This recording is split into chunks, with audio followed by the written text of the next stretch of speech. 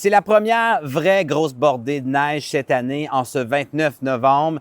Mais cette neige pesante, mouillée, parfaite pour faire des balles de neige, a causé des milliers de pannes de courant et perturbé les transports.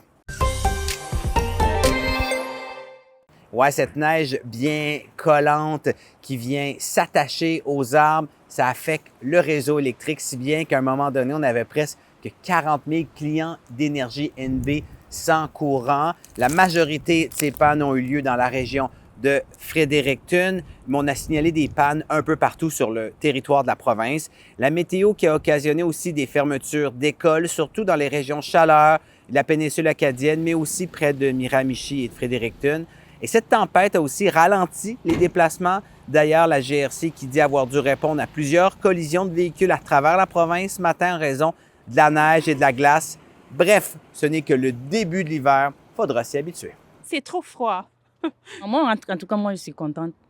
Oui, moi, j'étais pressée d'avoir la neige, de voir la neige. C'est un autre chapitre dans une bien triste histoire qui a vraiment déchiré la province.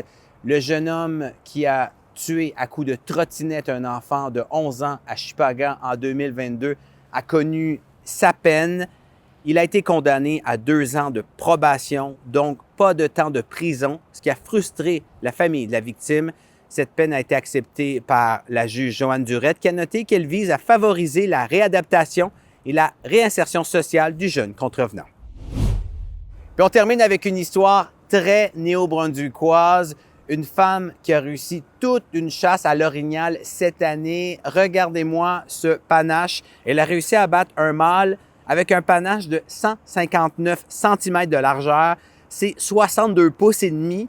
Ces bois pèsent à eux seuls près de 14 kilos. Le plus surprenant, c'est que Mme Ashley Lomax a chassé cette bête à l'arc sans arme à feu, ce qui pourrait être un record.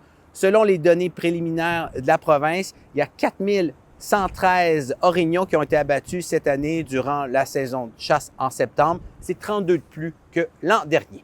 C'était votre vidéo journal. Pour d'autres nouvelles, consultez notre appli. Ciao!